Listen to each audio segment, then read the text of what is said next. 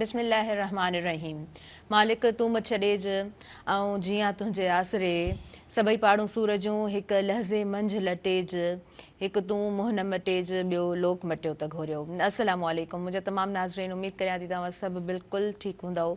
खोड़ सारियूं दुआऊं अवां सभिनीनि जे लाइ, नेक तमन्नाऊं अवां सभिनीनि जे लाइ। ऐं अवां जी पंहिंजी मेज़बान ताहिरा जो हुयो प्रोग्राम अवां जो पंहिंजो सुबुह मेहराण ऐं साण खणी मौजूदु आहियां।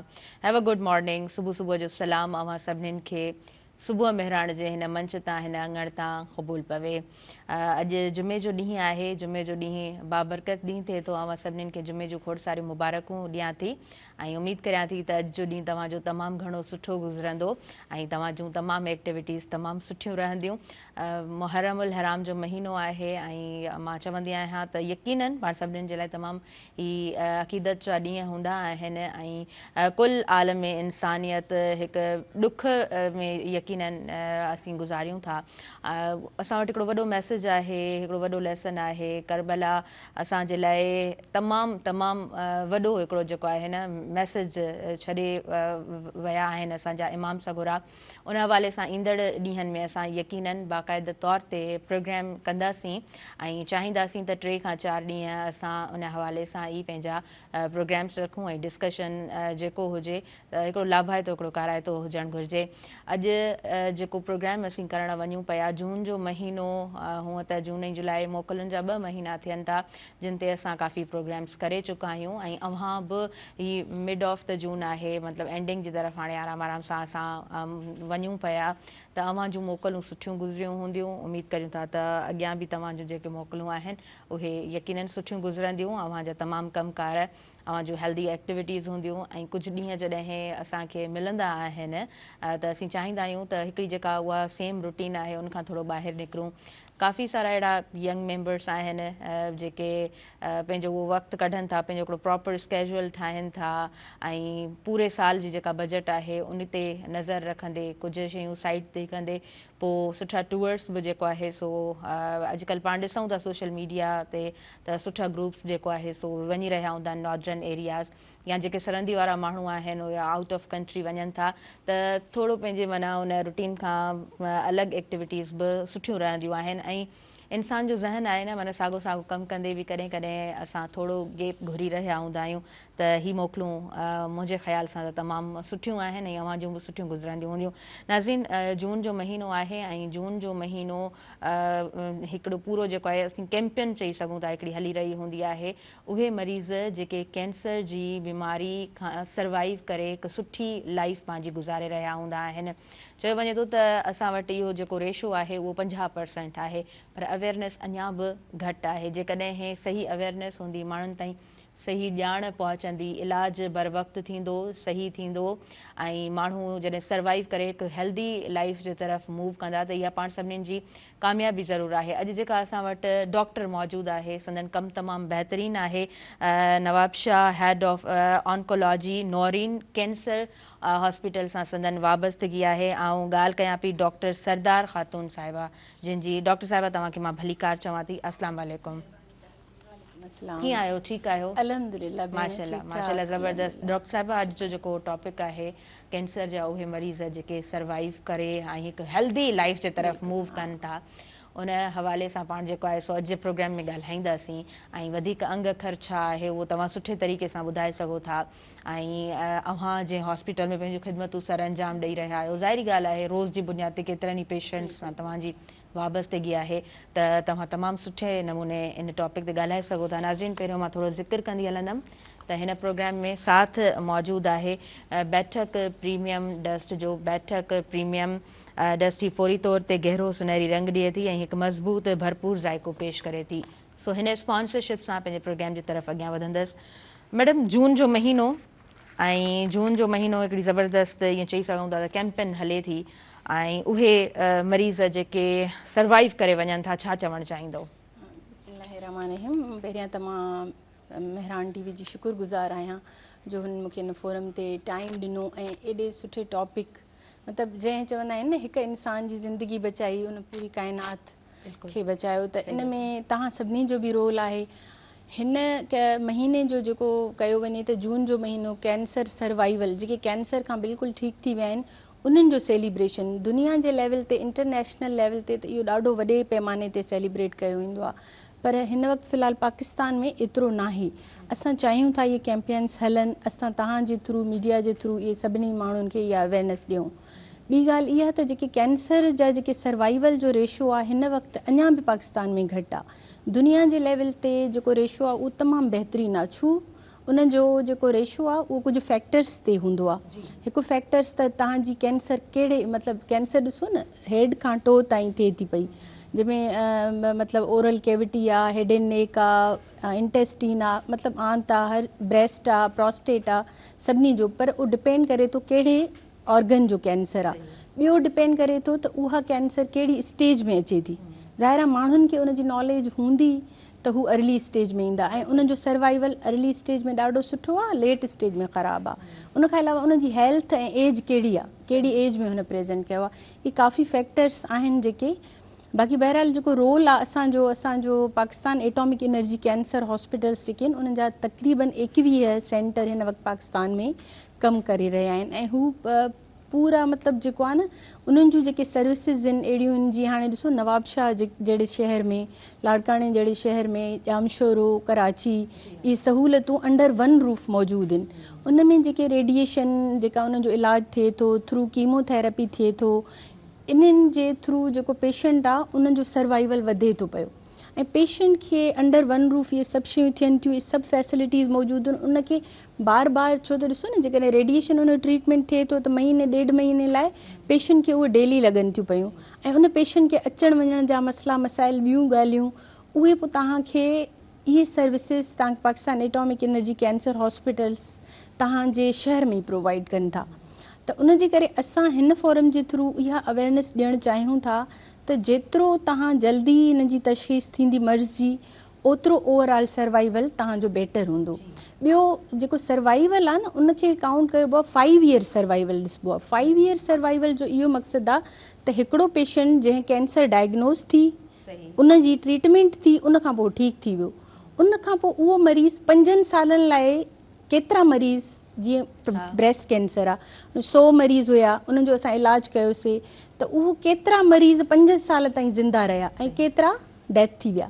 त पोइ उनखे असां परसेंटेज खे 5 ईयर सर्वाइवल चवंदा आहियूं। इहो जेको असां अंडरस्टैंड कयूं पहिरियां उन में जेकॾहिं ब्रेस्ट कैंसर आहे औरतुनि में तमामु घणी कॉमन आहे, माना उहो इहे सम्झो त फर्स्ट ऐं सेकेंड ते अचे थी पई। त जेके औरतुनि में इहा कॉमन आहे त ब्रेस्ट कैंसर जेकॾहिं स्टेज 1 में अचे थो त तव्हां ख़बर आहे स्टेज 1 में उन्हनि जो सर्वाइवल मतिलबु स्टेज 1 वारा पेशेंट्स जॾहिं ट्रीट कया था वञनि त उहो 97% आहे। ॾिसो 97% ऑलमोस्ट 100 सां नियर। त जेकॾहिं अगरि इहो ई परसेंटेज असां आख़िरी स्टेज में कयूं स्टेज 4 में त उहो जेको आहे लेस देन 20 आहे, 20%। त तव्हां मूंखे ॿुधायो त तव्हां जेतिरो इन्हनि फैक्टर्स खे असां काउंट कंदासीं ऐं इहे फैक्टर ॾिसंदासीं तव्हां पंहिंजे शहर में सहूलियतूं। अच्छा मुंहिंजे हॉस्पिटल में मां जीअं हेड ऑफ डिपार्टमेंट आहियां, उते ऑन्कोलॉजी, उते मां फीमेल कैंसर, ब्रेस्ट कैंसर, गाइनाकोलॉजिकल जेके बि ट्यूमर्स आहिनि ॾिसूं था त असां इहे सभु सहूलियतूं अंडर वन रूफ रखियूं आहिनि। पेशेंट खे भले का पर्ची हूंदी आहे न हूंदी आहे, असां पेशेंट खे ॾिसी उनजो प्रॉब्लम जे मुताबिक़ टेस्ट कराए विदिन 1-2 डेज़ में उनखे डायग्नोस करे वठंदा आहियूं त पेशेंट खे छा जो कैंसर आहे बि या न। के पेशेंट शक में बि ईंदा आहिनि, कंहिंखे किथे बि फट फुरड़ी आहे पर उनखे महसूसु थींदो आहे त न इहो मूंखे कैंसर आहे, शक आहे, त असां उनजो शक बि दूरि करे वठंदा आहियूं ऐं उनखे मुतमइन बि कंदा आहियूं त हीअ कैंसर न आहे, हीअ ॿी का शइ आहे, टीबी आहे, ॿियो को मसइलो आहे। पर एहतियात इलाज खां बहितर आहे। जेतिरो तव्हां पंहिंजी हेल्थ खे सुठे नमूने सां हर शइ जे बारे में कॉन्शियस रहंदव। कुझु कैंसर जा वरी स्क्रीनिंग टेस्ट आहिनि उहे ज़रूरु करायो ऐं कुझु कैंसर फैमिली हिस्ट्री आहे त उन्हनि खे वधीक मोहतात रहणु खपे। तंहिंजे करे इन में जेको आहे न ही रोल मीडिया जो, असांजो डॉक्टर्स जो तमामु सुठो ऐं घणो आहे, पॉज़िटिव रोल आहे। हाणे जेसिताईं पाकिस्तान जी बि डेटा आहे कुझु, पर उहा जीअं तव्हां ॿुधाई 50% उनखां बि घटि आहे। ओवरऑल दुनिया में ॾिसो कुझु अहिड़ा कैंसर जीअं थायराइड कैंसर आहे उन्हनि जो ओवरऑल सर्वाइवल 98% आहे, स्टेज 1 अर्ली स्टेज में अचे थो। ब्रेस्ट जो मां तव्हांखे ॿुधायो 97% आहे। उनखां अलावा प्रोस्टेट जो 95 to 96 आहे। इहा शुरूआत वारी माना हर कैंसर जो मां तव्हांखे ॿुधायां थी ओवरऑल जनरली। पर पाकिस्तान में जेकॾहिं ओवरऑल डेटा ॾिनी त 50 खां बि घटि आहे। छो त हिन में छा थो थिए त माण्हुनि खे अवेयरनेस घटि आहे, लेट स्टेज में प्रेज़ेंट कनि था, पोइ असां उन्हनि जे लाइ सिर्फ़ु मतिलबु पेलिएशन जेके चवंदा आहिनि त जेका तकलीफ़ आहे उनजी दवा ॾियो मरीज़ खे, ठीकु नथा करे असां वटि मिथ्स बि तमामु घणियूं आहिनि ऐं माण्हू पंहिंजो ट्रीटमेंट पाण करणु शुरू थी वेंदा आहिनि ऐं हर ॿिए घर में कुझु बि थिए थो त बाबा मथे में बि सूर आहे त वञी करे टैबलेट मेडिकल स्टोर तां वठी अचो, खाई छॾियो, पंहिंजो पाण ई डॉक्टर बणिजी विया आहियूं। ॿियो त वरी ChatGPT माना थोरो घणो जेको बि पढ़ियल आहे हर प्रॉब्लम उन सां शेयर थिए थो। मुंहिंजे ख़्याल सां इहो डॉक्टर जे लाइ बि प्रॉब्लमेटिक थी वियो आहे त अधु पढ़ी जेको आहे सो नौजवान ईंदा हूंदा ऐं वरी तव्हां सां डिस्कस कंदा हूंदा।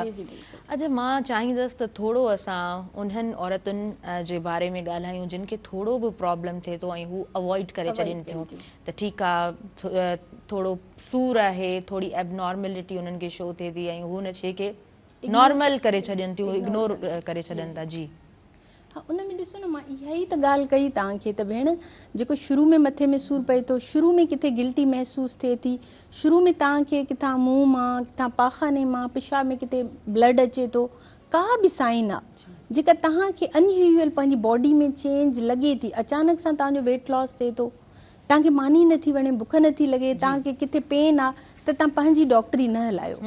इहा ई वाइदे इनिशियली वार्निंग साइन आहे। ॾिसो न, पेन अलाह साईं कुदरत वारे हिकिड़ो अहिड़ो सिस्टम रखियो आहे त तव्हांजे बॉडी में का तब्दीली थिए थी, हाणे तव्हां फ़ौरन हिन जे लाइ कुझु कयो, पर असां न, इग्नोर करे करे पोइ डॉक्टर ॾे जॾहिं एंड में ईंदासीं त पोइ डेफिनेटली उन में काफ़ी लेट थी वेंदो आहे। उहा कैंसर जी बीमारी अगरि ख़ुदा न ख़ास्ता हुजे, ज़रूरी न आहे त सभिनी खे इहे सिम्टम आहिनि त सभिनी खे कैंसर हुजे, ॿियूं प्रॉब्लम बि थी सघनि था जिन जो पोइ उन वक़्तु डॉक्टर डायग्नोस कंदो, ॿुधाईंदासीं। जीअं असां वटि ईंदा आहिनि लंग में TB बि हूंदी आहे, पोइ असां उनखे वरी चेस्ट स्पेशलिस्ट ॾे मोकिले छॾींदा आहियूं त बाबा तव्हांखे कैंसर न आहे, तव्हांखे TB आहे, तव्हां ओॾे रिफर थी वञो। त असां वटि ईअं बि त थिए थो न, हिकिड़ो माण्हू ग़लति ट्रीटमेंट जे बि वर चढ़ी वेंदा आहिनि। बिल्कुलु, कुझु होम्योपैथिक्स ॿियूं शयूं काफ़ी अहिड़ियूं वठनि था, प्रॉपर डायग्नोस नथा कराइनि त हुनजी कहिड़ी बीमारी आहे, अगरि कैंसर आहे त कहिड़ी स्टेज में आहे। ऐं मां औरतुनि खे त ॾिठो आहे उहो ॾाढो अवॉइड थियूं कनि, प्राइवेट पार्ट्स आहिनि हुन जा, ब्रेस्ट आहे, ॿियूं शयूं, त हू पंहिंजी फैमिली खे नथियूं ॿुधाइनि, इग्नोर थियूं कनि। जॾहिं ऐं इनिशियली ही कैंसर जूं जेके गिल्टियूं हूंदियूं आहिनि न, मोस्ट प्रोबेबली जेके इहे पेनलेस हूंदियूं आहिनि, जी पोइ पेन न हूंदो आहे उन्हनि खे उहो इग्नोर कंदियूं आहिनि। पेन तॾहिं थींदो आहे जॾहिं हू जिस्म जे ॿिए ऑर्गन खे, सराउंडिंग खे विकोड़े वेंदियूं आहिनि, जस्ट लाइक क्रेप, जीअं तव्हां हुनजो ॾिठो आहे न केकड़े जो निशान, जॾहिं उहो सॼो पकड़जंदी आहे पोइ हुनखे पेन शुरू थींदो आहे, पोइ चवंदियूं आहिनि त हाणे असांखे वठी हलो डॉक्टर ॾे। I know many of the cases, like मां कम्युनिटी में वई आहियां त मां डिस्कस कयो आहे औरतुनि सां त उहे पेनलेस उहे कुझु गोड़ियूं थियनि थियूं, इग्नोर करे छॾनि थियूं, पोइ वरी उहे जेको आहे सो प्रॉब्लम क्रिएट वधीक कनि थियूं।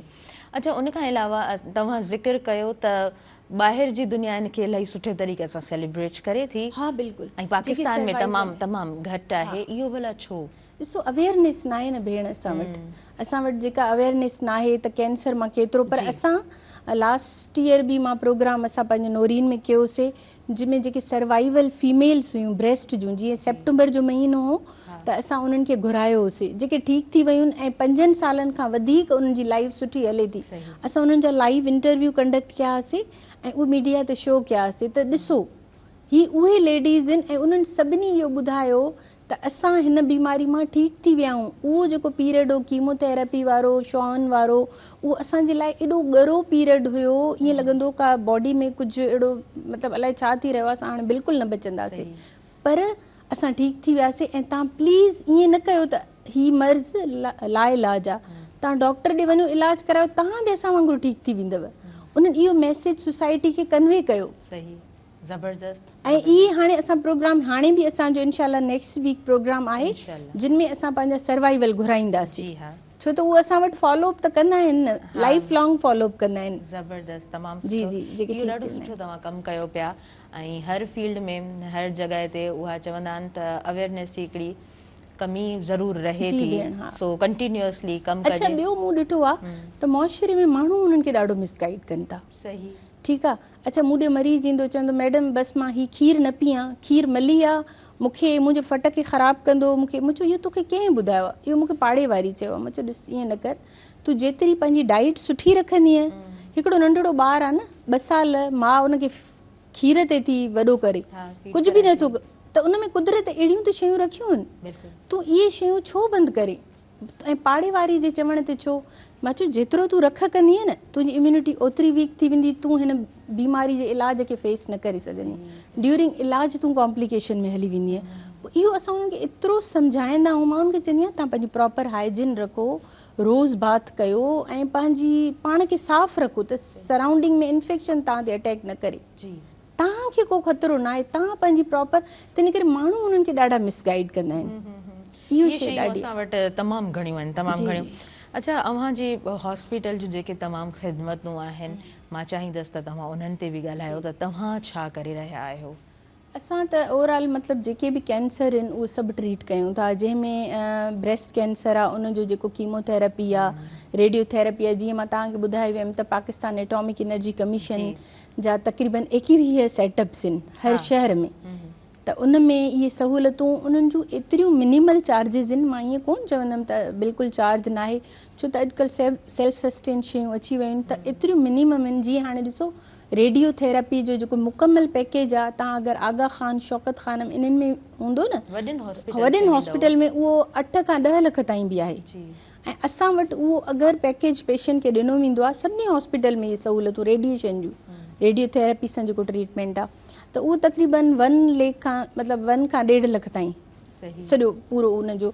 ऐं जेके मेमोग्राफी तव्हां जेका ब्रेस्ट खे स्क्रीनिंग आहे, ख़ैर सेप्टेम्बर में त असां फ्री ऑफ कॉस्ट कंदा आहियूं स्क्रीनिंग जेके उन्हनि जे पेशेंट्स जे लाइ ब्रेस्ट जो, पर जेकॾहिं उनजी चार्जिस बि आहे त उहा विदिन 3000, पर पेशेंट सफ़ा पुअर हूंदो आहे त असां उनखे फ्री बि करे छॾींदा आहियूं, इहो न आहे। ऐं असां वटि ज़कात जो फंड आहे, मां पाकिस्तान बैतुल माल जेको आहे उनजी शुक्रगुज़ार आहियां। उन्हनि असांखे हर पेशेंट जे लाइ यकीन कयो टारगेटेड इन्हनि जो जेको इलाजु आहे कीमोथेरेपी टारगेटेड थेरेपीज़ सां थींदो आहे। टारगेटेड थेरेपीज़ ऐं कीमोथेरेपी जेके इम्यूनोथेरेपीज़ आहिनि उहे तमामु घणियूं, माना उन्हनि जी कॉस्ट ईअं सम्झो 1 लाख खां अबोव, उहो पेशेंट जे वस जी ॻाल्हि न हूंदी आहे। पर पाकिस्तान बैतुल माल असांखे हर पेशेंट जो फॉर्म भरे मोकिलींदा आहियूं, उन हर पेशेंट जो 1 लख खां 2.5-3 लख, ऐं हर साइकिल में रिपीट कंदा आहियूं, उहे पैसा अची वेंदा आहिनि। त तव्हां सम्झो असां पेशेंट खे फ्री ऑफ कॉस्ट था ॾियूं। इहे सहूलियतूं पाकिस्तान बैतुल माल आहे, सिंध गवर्नमेंट जी शुक्रगुज़ार आहिनि जेके असांखे ज़कात ॾियनि था। असांजी मतिलबु तक़रीबन 3-4 करोड़ ज़कात आहे एन्युअली, असां उन मां पेशेंट खे ट्रीट कयूं था। ॿियो आहे मूं वटि जेका सहूलियत आहे उहा आहे ब्रेकी थेरेपी। ब्रेकी थेरेपी जेका आहे त उहा अंदरियूं शुआ जंहिंखे चवंदा आहिनि गायनाकोलॉजिकल ट्यूमर, जीअं बचेदानी जो ट्यूमर आहे न, उन में हिकिड़े क़िस्म जी शुआऊं जेके अंदरि रखी पोइ उहा रेडिएशन ॾिबी आहे, त उते जेको ट्यूमर हूंदो आहे न उहो सुकुड़जी वेंदो आहे। उहा पिछले 5-6 सालनि खां असां कयूं पिया नोरीन में, ऐं तक़रीबन ॿाहिरि जा बि जीअं कोयटा साइड खां पेशेंट, पूरे सिंध जा पेशेंट उहे नवाबशाह ईंदा आहिनि ऐं उन्हनि खे प्रॉपर अपॉइंटमेंट करे ट्रीटमेंट ॾिनो वेंदो आहे ऐं हू क्योर थी वेंदा आहिनि। उनजो बि मां ओवरऑल सर्वाइवल हाणे पंहिंजी हिकिड़ी कॉन्फ्रेंस में कयो प्रेज़ेंट, जेको 70% खां अबोव हुयो। हाणे ॿुधायो त हिकु शुआ जे ज़रिए इलाजु कयूं था, उहो जेको मर्ज़ आहे बिल्कुलु ठीकु थींदड़ न आहे। उहे पेशेंट 5 सालनि ताईं तव्हां वटि फॉलोअप कयो आहे, माना 70% आहे। तव्हां ॿुधायो त असां वटि तमामु सुठियूं सहूलियतूं विदिन मिनिमल चार्जिस या फ्री ऑफ कॉस्ट। इहे सभु असांखे पाकिस्तान एटॉमिक एनर्जी ऐं सिंध गवर्नमेंट, फेडरल गवर्नमेंट, इन सभिनी जे ताउन सां थिए थो, बग़ैर उन्हनि जे ताउन असां कुझु बि न आहियूं। हा, बिल्कुलु बिल्कुलु हिकिड़ो माना ज़ाहिरी ॻाल्हि आहे, हिकु इदारो त घणे पैमाने ते कमु नथो करे सघे। उहे मशीनूं रेडियोथेरेपी वारियूं आहिनि, कीमोथेरेपी जा डे केयर आहिनि, इहे सभु सहूलियतूं असां वटि मौजूदु आहिनि। ऐं वॾी ॻाल्हि आहे डायग्नोसिस लाइ हिकिड़ी ट्रिपल असेसमेंट थींदी आहे ब्रेस्ट लाइ। जीअं पेशेंट आयो ब्रेस्ट गिल्टी आहे, शक लॻो मूंखे त बाबा ही कैंसर आहे, उन में मेमोग्राफी थींदी, अल्ट्रासाउंड थींदो, बायोप्सी, सेम डे ते 3 प्रोसीजर थी वेंदा। पेशेंट घर वेहंदो, हफ़्ते खां पोइ उनजी आगा खान मां रिपोर्ट ईंदी त हू पॉज़िटिव आहे, कैंसर आहे या न आहे। असां उते ई उन ट्रीटमेंट, पेशेंट खे किथे आगा खान न वञिणो पवंदो, किथे कराची न वञिणो पवंदो, उते ई थी वेंदो आहे सॼो। तमामु सुठो। अच्छा, उन खां अलावा चयो वञे थो अक्सर इहो माना ॿुधंदा आया आहियूं त कैंसर लाइलाज मर्ज़ आहे, पर हींअर ट्रीटमेंट्स मौजूदु आहिनि त उहो लाइलाज मां हिकु इलाज जे लाइ क़ाबिल इलाज मर्ज़ बणी चुको आहे। मां चाहींदसि त इन हवाले सां बि ज़रूरु ऐड कयो। मां इहो ई ॿुधायमि त अॼुकल्ह जेके इम्यूनोथेरेपीज़, टारगेटेड थेरेपीज़ जो रोल तमामु सुठो आहे, जंहिं ओवरऑल सर्वाइवल खे वधाए छॾियो आहे। मतिलबु पेशेंट जी लाइफ तमामु सुठी डिज़ीज़ फ्री हले थी पई। उन में ॿियो रोल इहो आहे त अवेयरनेस थी वई आहे न, त पेशेंट चौथी स्टेज खां हाणे जेके डायग्नोज थियनि था 3rd में 2nd में 1 में स्टेज 1 में 1st में त घटि, पर इन में जीअं जीअं इहे वेझी स्टेज में अचंदा था वञनि ऐं उन्हनि जी हेल्थ सुठी आहे पेशेंट जी, त पोइ उन करे इहो मर्ज़ असां चवंदा आहियूं त लाइलाज नाहे, क़ाबिल इलाज आहे। ज़ाहिर आहे मां तव्हांखे ॿुधायो न त 5 ईयर ओवरऑल सर्वाइवल ॾिसंदा आहियूं असां, पंहिंजी डेटा 5 सालनि में कढंदा आहियूं त बाबा हिन कैंसर जी त ॾिसूं असां इलाज कयो आहे त केतिरा बचा केतिरा, छो त असांखे पेशेंट जो प्रॉपर रजिस्टर हूंदो आहे, पेशेंट जो कॉन्टेक्ट नंबर हूंदो आहे, असां उन ते कॉल कंदा आहियूं, पेशेंट असां वटि मंथली फॉलोअप कंदो आहे, त असांखे डिफरेंट उन जे थ्रू डेटा जे थ्रू ख़बर पवंदी आहे त इहो पेशेंट ज़िंदा आहे या पेशेंट अलाइव न आहे। पोइ उन जे करे ही क़ाबिल इलाज मर्ज़ आहे, बिल्कुलु क़ाबिल इलाज आहे। जेकॾहिं इन जी शुरूआति वारी स्टेज में डायग्नोस कयो वञे ऐं सुठे तरीक़े सां उन जी प्रॉपर सर्जरी, रेडियोथेरेपी, कीमोथेरेपी कई वञे। ॿियो हिन में हिकिड़ो फैक्टर या अक्सर जेके मरीज़ पुछंदा आहिनि त बाबा मां जीअं स्टेज 1 वारो मरीज़ आयो, उन पुछियो त मैडम ॾिसो हाणे स्टेज 1 आहे, मुंहिंजी बीमारी ऑपरेशन जे थ्रू निकिरी वई आहे, हाणे मां इलाज छो करायां? त ॾिसो उन खां पोइ बि उनखे एडजुवेंट में असां चवंदा आहियूं त शुआ या डोज़ कीमोथेरेपी जी ज़रूरत आहे। अगरि हू नथो कराए न त 3 साल 2 साल ताईं हू डिज़ीज़ फ्री रहंदो, उनजी बीमारी न ईंदी, पोइ अचानक सां अची वेंदी। छो त ॾिसो हिकिड़ो बि जरासीम इन में रहिजी वियो न त ॿीहर मल्टीप्लाई थींदो, सेल आहे न, मल्टीप्लाई थींदो, मेटास्टेसिस थींदो सराउंडिंग खे, पोइ हू उनजो सर्वाइवल डाउन थी वेंदो। सही। अच्छा अक्सर डॉक्टर साहिबा, अच्छा पहिरीं मां ब्रेक वठां थी जी ऐं उन खां पोइ पाण कंटिन्यू कयूं था प्रोग्राम खे। नाज़रीन, वक़्तु थी वियो आहे शॉर्ट कमर्शियल ब्रेक जो ऐं प्रोग्राम में साथ मौजूदु आहे बैठक प्रीमियम डस्ट जो। ख़ुशियुनि जो मतिलबु हूंदो आहे गॾिजाणियूं, बैठकूं, ऐं हिकु सुठी बैठक लाइ अहिड़ी चाहे ज़रूरी आहे जेका हुनजी पंहिंजाइप सां हम आहंग हुजे। काॾे न वञिजो, ॾिसंदा रहिजो सुबुह मेहराण।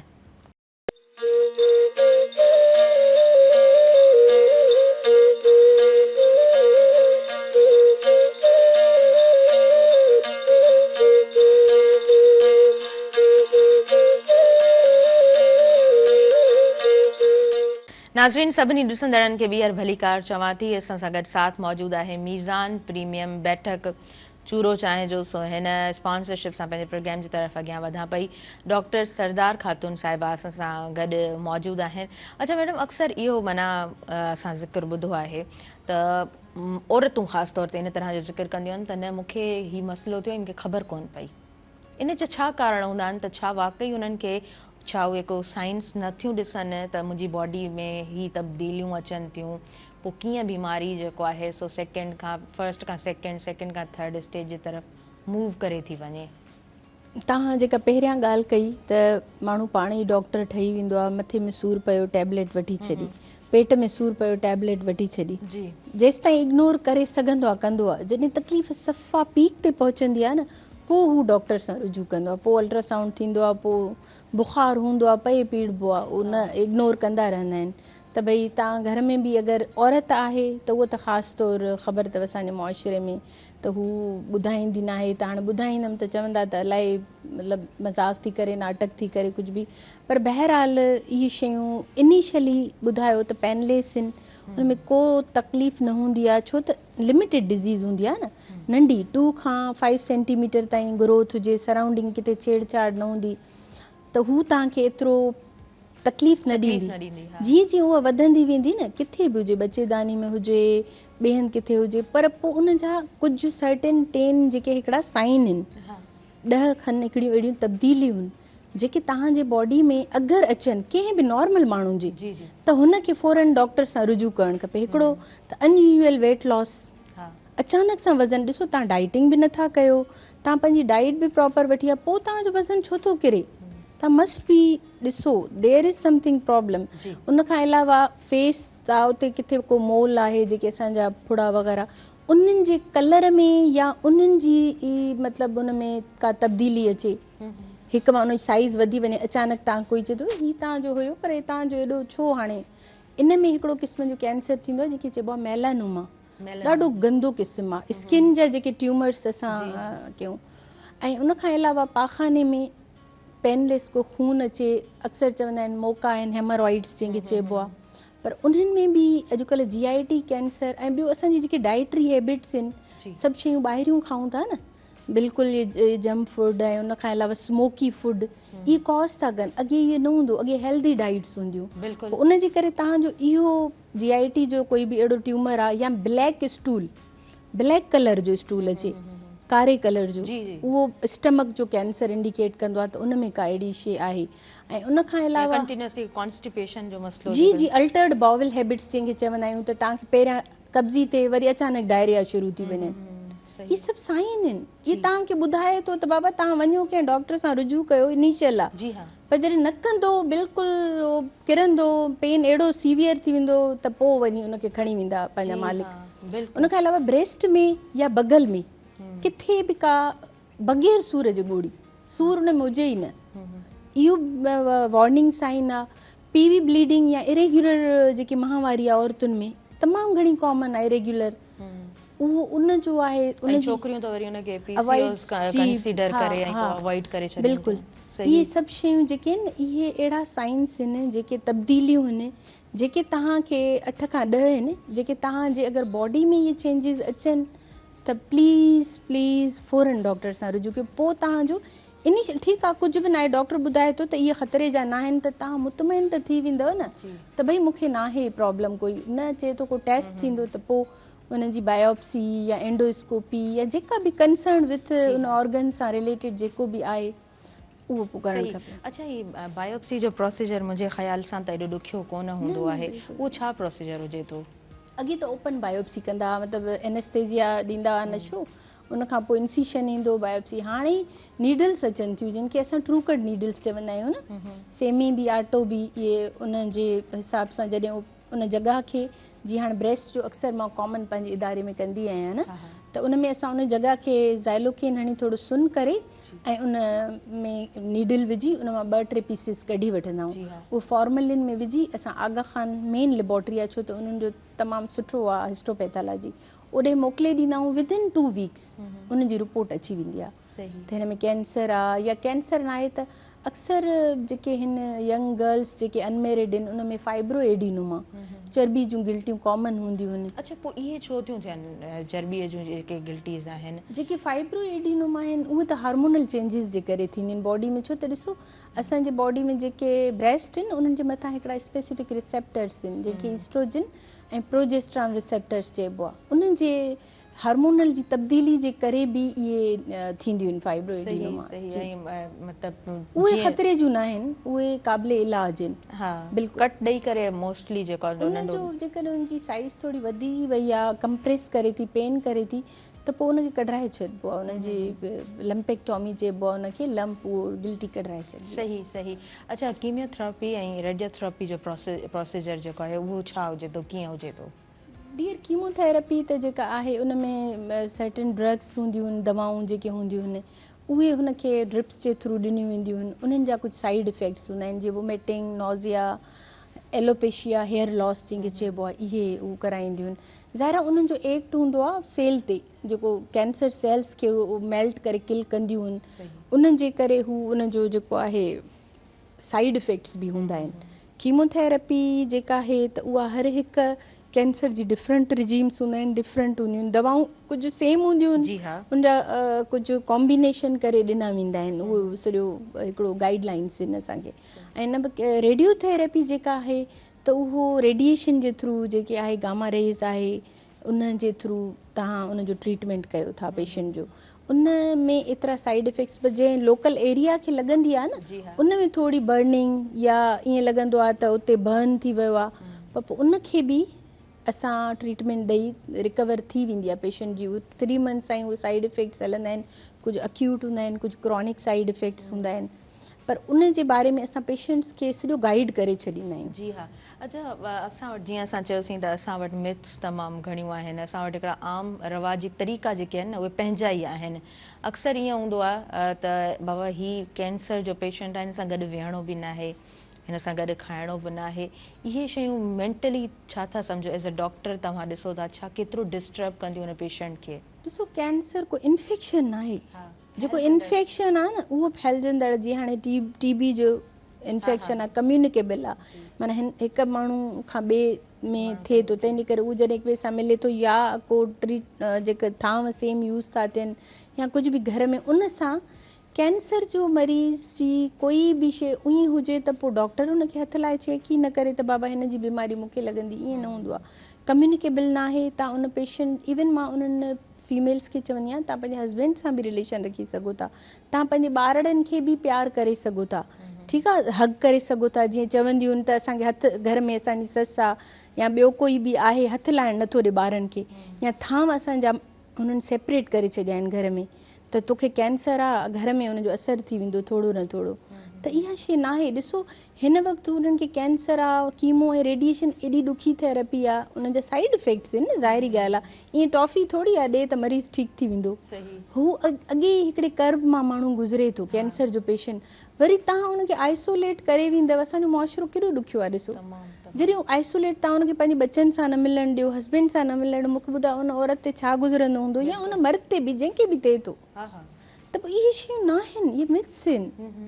तव्हां मिली सघो था, तव्हां उन सां कंपनी कयो, उनखे जीअं मां तव्हांखे ॿुधायो त ॾिसो कैंसर सर्वाइवर्स, उन्हनि खे ॿाहिरि वठी वेंदा आहिनि, सर्वाइवर्स खे ॿाहिरि पार्टीज़ कंदा आहिनि, सी साइड वठी वेंदा आहिनि, उन्हनि जे लाइ गिफ्ट्स अरेंज कंदा आहिनि, सेलिब्रेट कंदा आहिनि। इहो ॿाहिरि जे मुल्क में कैंसर सर्वाइवर लाइ बाक़ाइदगी सां प्रोग्राम्स रखिया वेंदा आहिनि।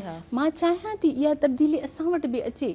मां पंहिंजे नंढे सेटअप खां त असां लास्ट ईयर खां शुरू कयो आहे, असां उनखे नंढड़ा गिफ्ट्स ॾेई, ऐं उहे जॾहिं यकीन कयो स्टेज ते वेही उहे पेशेंट असांजे लाइ दुआ पिया कनि न, त हिन डॉक्टर जे ज़रिए असां ठीकु थिया आहियूं, असां पंहिंजे बच्चनि सां सुठी ज़िंदगी, तव्हां ॿुधायो उन वक़्तु तव्हांजी छा फीलिंग्स हूंदी?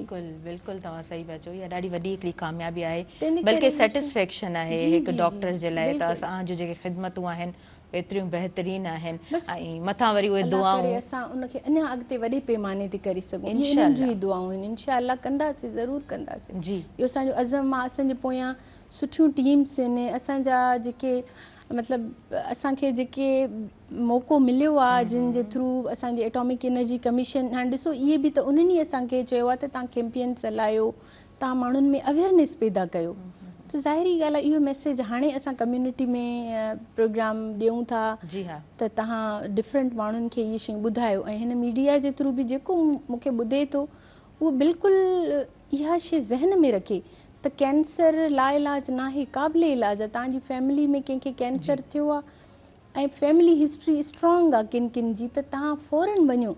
अॼुकल्ह त जेनेटिक टेस्ट बि पाकिस्तान में थियनि था, असांजे एटॉमिक एनर्जी के जे सेंटर आहे किरण हॉस्पिटल, उते इहो ब्रेका 1-2 जीन थिए थो पियो, ब्रेका जीन्स, जंहिं औरत खे कैंसर थी आहे, अगरि उनजी डॉटर खे या उनजे जेके ॿिया ब्लड रिलेशन आहिनि, जीअं ख़ाला खे हुई, नानी खे हुई, अगरि तव्हां में फैमिली हिस्ट्री आहे त उनजो जेनेटिक टेस्ट कनि था, जंहिंमें अगरि जीन पॉज़िटिव आहे त पोइ हुनखे कैंसर थियण खां अॻु में ई ट्रीट कयो थो वञे। तव्हां ॾिसो उहा 0 स्टेज ते डायग्नोस थी वई। एॾियूं जॾहिं दुनिया में सहूलियतूं जदीद आयूं आहिनि त असांखे बि खपे असां हुनजो फ़ाइदो वठूं। सिर्फ़ु हिन शइ खां डिॼूं त न त बा कैंसर आहे, हाणे इलाज न आहे, चुप करे हिनखे कॉर्नर में वेहारे छॾियो। हा बिल्कुलु, त इंसान जीअं ज़िंदगी मुआश जे लाइ जदोजहद कंदो आहे, महिनतूं कंदो आहे। ब्रेका जीन पहिरियां ॿाहिरि कंट्री मोकिलींदासीं, हाणे असांजे फैसलाबाद जो सेंटर आहे, असांजो किरण सेंटर आहे, इते इहे, ऐं ॿियो अॼुकल्ह पैट स्कैन आहे, उहे असांजे सेटअप्स में थियनि था एटॉमिक एनर्जी कमीशन जे, जंहिंमें तव्हांखे ख़बर पए थी त इहा डिज़ीज़ बिल्कुलु लिमिटेड उन ऑर्गन ताईं आहे या ॿिए हंधि किथे फैली आहे। जदीद सहूलियतूं अची वियूं। ज़बरदस्त, तमामु सुठो। अच्छा मैडम, असां उन मुंहिंजे ख़्याल सां उन औरत जे हवाले सां त ॻाल्हायो आहे जेका एजुकेटेड आहे, आराम सां तमामु शयुनि खे सम्झे थी, पर ॻोठ में वेठल जेके औरतूं आहिनि जिन खे एतिरी अवेयरनेस कोन्हे का, जेके उहे 24/7 पंहिंजे घर जी ख़िदमतुनि में मसरूफ़ रहनि थियूं ऐं आख़िर में थकिजी टुटी सुम्ही रहनि थियूं, उन्हनि खे पंहिंजी हाइजीन जी का परवाह न हूंदी आहे, उनखे पंहिंजो पाण खे ॾिसण जे लाइ को वक़्तु न हूंदो आहे, उन्हनि जे लाइ छा चवणु चाहींदव? उन्हनि सां तव्हां मुखातिब आहियो हिन वक़्तु। उन्हनि सां उन्हनि जी फैमिली आहे न, उहे मूंखे मीडिया जे थ्रू ॾिसनि था, ॿुधनि था, उहे उन्हनि जे लाइ सोचनि त भई हीअ जेका 24 आवर असांजी ख़िदमत करे थी, इनखे बि टाइम जी ज़रूरत आहे। ऐं उन औरतुनि खे इहो सम्झणु खपे त ॾिसो तव्हां पंहिंजो पाण खे एतिरो टाइम ॾियो, तव्हांखे ठीकु आहे तव्हां पाण खे संवारियो नथा, तव्हां पंहिंजो पाण खे टाइम नथा ॾियो, पर ॾिसो हाइजीन प्रॉपर डाइट बि हिन खे प्रिवेंट करे थी कैंसर खे।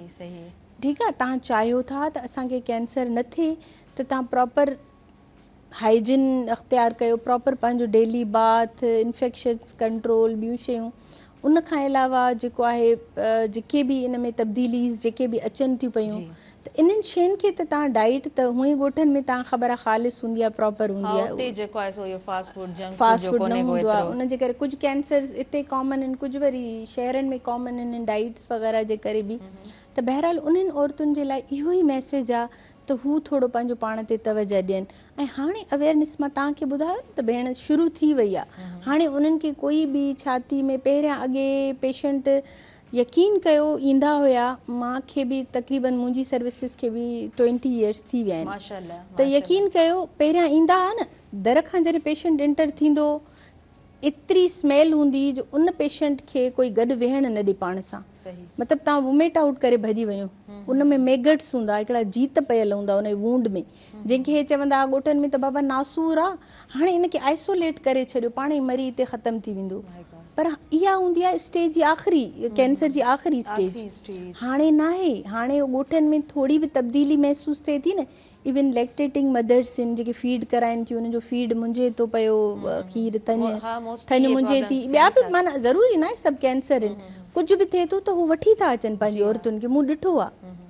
फंगल इन्फेक्शंस बि हूंदा? जी जी बिल्कुलु, फंगल इन्फेक्शन आहे, टीबी आहे, फाइब्रोएडिनोमा चर्बी जूं गिल्टियूं आहिनि। पोइ मां उन्हनि खे जॾहिं आथत ॾींदी आहियां त हुननि जे चहिरे ते ॾाढी मुर्क अची वेंदी आहे, त न कुझु न, ज़रूरी न आहे सभु कैंसर हुजनि, पर एहतियात, वरी बि उहो ई चवंदमि, एहतियात इलाज खां बहितर आहे। ॾेखारियो ज़रूरु, कोई बि अहिड़ियूं चार्जिस न आहिनि। असांजे एटॉमिक एनर्जी जे सभिनी सेंटरनि में हिकिड़ी क्लिनिक आहे जंहिंखे असां चऊं था वॉकिंग क्लिनिक।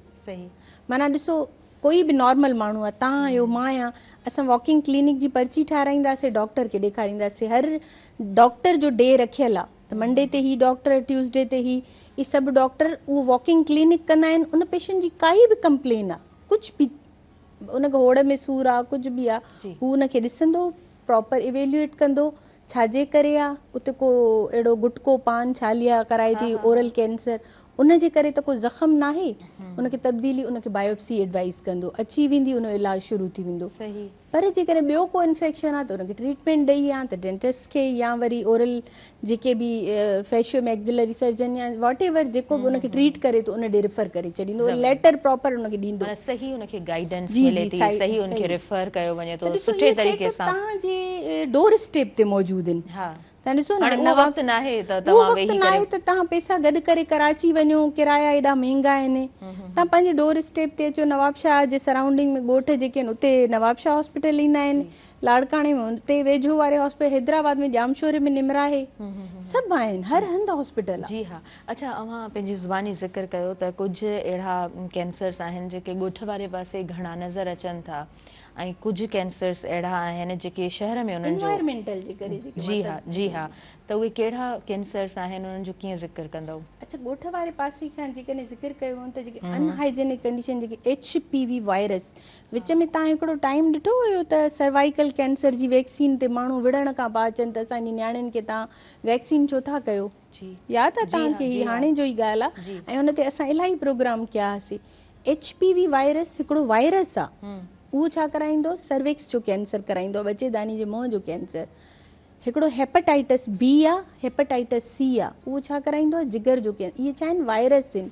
हाणे ॻोठनि में तव्हां ॾिठो हूंदो जेके इहे जेके आहिनि प्रॉपर जेके डॉक्टर्स न आहिनि, जेके मतिलबु उते ई कंपाउंडर वग़ैरह जेके क्लिनिक्स कनि था, क्विक्स जंहिंखे चयो वेंदो आहे, उहे उन्हनि खे न जेके सिरिंजिस हणनि था, उहे हिक जी ॿिए खे यूज़ कनि था।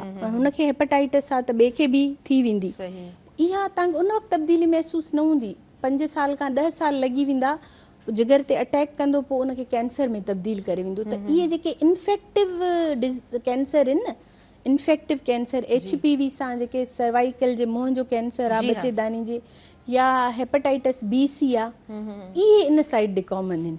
सही, ॻोठनि वारे पासे असां वटि टॉप 1 कैंसर, टॉप 1 2 ते लिवर कैंसर आहे जंहिंखे हेपेटोसेल्युलर कार्सिनोमा चए थो ऐं उनजे कोई ट्रीटमेंट न आहे। अर्ली स्टेज में बि ट्रांसप्लांट थिए या न थिए, बाक़ी हमेशह पेशेंट स्टेज 4 में प्रेज़ेंट करे थो, 90% स्टेज 4 में प्रेज़ेंट करे थो, त उनजो छा ट्रीटमेंट थींदो? बिल्कुलु बिल्कुलु ज़हरी ॻाल्हि आहे उहो। ठीकु आहे, ऐं HPV बि ईअं ई आहे, उहो सर्वाइकल उन बचेदानी मुंहं जो कैंसर अक्सर एडवांस स्टेज में अचनि था। बाक़ी शहरनि जी तरफ़ अचे त इहो ई फूड वग़ैरह जे करे पान अच्छा इन पाण वधीक ॻाल्हायूं था पर वक़्तु थी वियो आहे शॉर्ट कमर्शियल ब्रेक जो। नाज़रीन पहिरियों मां ब्रेक जी तरफ़ अॻियां वधां थी। मीज़ान बैठक प्रीमियम चूरो चांहि जो साथ मौजूदु आहे, ही फौरी तौर ते गहरो सुनहरी रंग ॾिए थी ऐं हिकु मज़बूत भरपूर ज़ाइको पेश करे थी। ॾिसंदा रहिजो सुबुह मेहरान।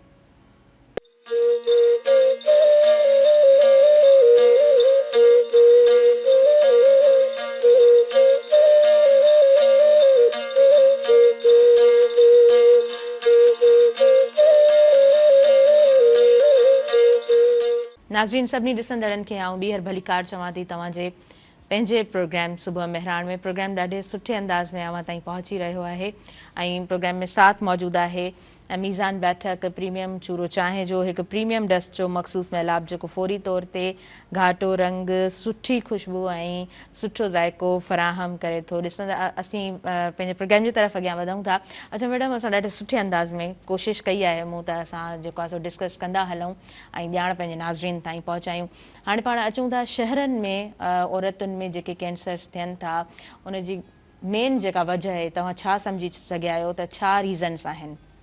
कुझु त कैंसर जिते बि थियनि, सिटीज़ में थियनि या विलेजिस ॻोठनि वग़ैरह में थियनि, सेम आहिनि। ठीकु आहे, उनजो को बि कॉज़ न आहे, अननोन आहे। बसि इन्वायरमेंटल फैक्टर जेके तब्दीलियूं असांजे मुआशरे में अची वियूं आहिनि, जेको एक्सेस यूज़ ऑफ मोबाइल ॾिसो, उनखां अलावा इन्वायरमेंटल फैक्टर में ये इन्फेक्शस थी विया, उनखां अलावा इन्वायरमेंटल फैक्टर्स में डाइट थी वई, सॼो रूटीन चेंज डिस्टर्ब थी वियो। अॻे सुबुह जो सवेर उथंदा हुया, सॼो अॼुकल्ह ॾिसो न ॾींहं जो सुम्हनि था पिया, राति जो, मतिलबु जेकी इहे तब्दीलियूं आहिनि इन जे करे। ॿियो शहरनि में ॾिसो पान गुटका छाली आहे। हाणे तव्हां ख़बर आहे त हेड एंड नेक कैंसर मुंहुं टंग ऐं इन्हनि सभिनी जो कराची में टॉप ते आहे। कराची, हैदराबाद, तव्हां ॾिसो हर माण्हू जे मुंहं में छाली आहे, पान आहे। जी हा, ही उनखे पोइ उनजे ॾाढा एडवांस केसिस अचनि था पिया, ॾाढियूं उन में जेके बि या इहो असांजी लाड़ वारी जेका पटी आहे जिते बि, हा बिल्कुलु इहे तव्हां माना टॉप ते मां तव्हांखे ॿुधायो न त इहे इन्हनि खे असां चऊं था प्रिवेंटेबल कैंसर। उहे कैंसर जेके अगरि असां इहो नशो पतो इहे शयूं बंदि कयूंसीं त उहो ख़तमु थी वेंदो। ड्रिंकिंग आहे, जीअं अल्कोहल ड्रिंकिंग आहे, उहो लिवर कैंसर कराए थो। त इहे जेके शयूं, स्मोकिंग, मेन स्मोकिंग ॾिसो केॾी आहे, बीड़ी हुजे या सिगरेट हुजे, लंग फर्स्ट ते लंग, उनखां अलावा मसाने जो कैंसर, उनखां अलावा काफ़ी अहिड़ा कैंसर्स आहिनि जेके इहे इन्वायरमेंटल फैक्टर था कराइनि। जेकॾहिं असां पंहिंजे मुआशरे मां पंहिंजे इन्वायरमेंट मां इहे शयूं कढी छॾियूंसीं न त तव्हां ॿुधायो त बिल्कुलु शयूं एक्ज़ैक्टली तव्हां ॾाढे सुठे अंदाज़ में ॻाल्हायो आहे। ऐं इहे असांजूं पंहिंजूं ई आदतूं जेके आहिनि उहे असांजी हेल्थ खे जेको आहे सो ख़राबु कनि थियूं। अच्छा, उनखां अलावा मां थोरो नाज़रीन स्कूल्स जे हवाले सां बि ॻाल्हाइणु ज़रूरु चाहींदमि, कॉलेजिस ते थोरो ॻाल्हाइणु चाहींदमि। असां वटि सम्झो था त स्कूल्स में, कॉलेजिस में, यूनिवर्सिटीज़ में इन तरह जा सेशन्स थियणु खपनि, अवेयरनेस सेशन्स। असां पहिरियां ही जून जो त हाणे स्टार्ट थियो आहे, हिन में त वरी थोरो वेकेशन जो बि हूंदो आहे। बाक़ी असां सेप्टेंबर में ब्रेस्ट कैंसर अवेयरनेस जा सेशन यूनिवर्सिटीज़ में रखंदा आहियूं। सकरंड में मां करे आई हुयमि कुझु टाइम अॻु में, नवाबशाह जे कॉलेजिस में कयो आहे। उते असां बाक़ाइदगी सां उन्हनि ॿारड़ियुनि खे पंहिंजे छाती में तब्दीली जे बारे में ॿुधाईंदा आहियूं, कहिड़ियूं तब्दीलियूं अचनि त तव्हां उनजे लाइ, छो त कॉमन कैंसर आहे न औरतुनि में, पोइ असां उन्हनि खे उन्हनि जी उन सां रिलेटेड हू काफ़ी सवाल कंदियूं आहिनि, पुछंदियूं आहिनि, ॿुधाईंदियूं आहिनि मूंखे त मैडम असांखे हिते इशू आहे, असां पोइ कीअं कयूं। मां उन्हनि खे ॿुधाईंदी आहियां त तव्हां ही इन्वेस्टिगेशन करायो। ॿाहिरि ओवरऑल असां सेप्टेंबर जो पूरो महीनो ब्रेस्ट कैंसर अवेयरनेस जो महीने जे तौरु सेलिब्रेट कंदा आहियूं, जंहिंमें उन बीमारी मां जेके ठीकु थी विया आहिनि उन्हनि खे बि घुराईंदा आहियूं ऐं कॉलेजिस स्कूल्स में उन्हनि जे प्रिंसिपल सां मिली करे उते बि इहे प्रोग्राम कंदा आहियूं। जी, तमामु इहो कंदा आहियूं, बिल्कुलु कंदा आहियूं, घणे अरसे खां इहो आहे। इहो तव्हांजो कमु ॾाढो सुठो आहे, उनजे करे त डियर वधियो आहे सर्वाइवल थोरो बि। ॾिसो 50 खां बिलो ते आहियूं असां या 50 खां थोरो क़रीब, पर अॻिते इनशाअल्लाह जॾहिं असां सभु मिली करे कंदासीं त इहो जीअं ॿाहिरीं वर्ल्ड में 99, 97, 96 आहे, असांजो बि एतिरो ई इनशाअल्लाह सर्वाइवल थींदो जेकॾहिं इहो टीम वर्क रहियो ऐं माण्हुनि खे इहा अवेयरनेस ऐं माण्हुनि उन अवेयरनेस खे सीरियस वरितो त। जी हाँ, तव्हां बिल्कुलु सही चओ पिया। अच्छा, उन खां अलावा तव्हांजो 20 साल खनि जो हिकिड़ो एक्सपीरियंस माशाअल्लाह आहे त तव्हां तमामु उन्हनि पेशेंट सां वेझो रहो था ऐं तव्हां उन्हनि जो ट्रीटमेंट कयो था। तव्हां पंहिंजे पूरे एक्सपीरियंस मां छा सिखी सघिया आहियो, छा सम्झो था?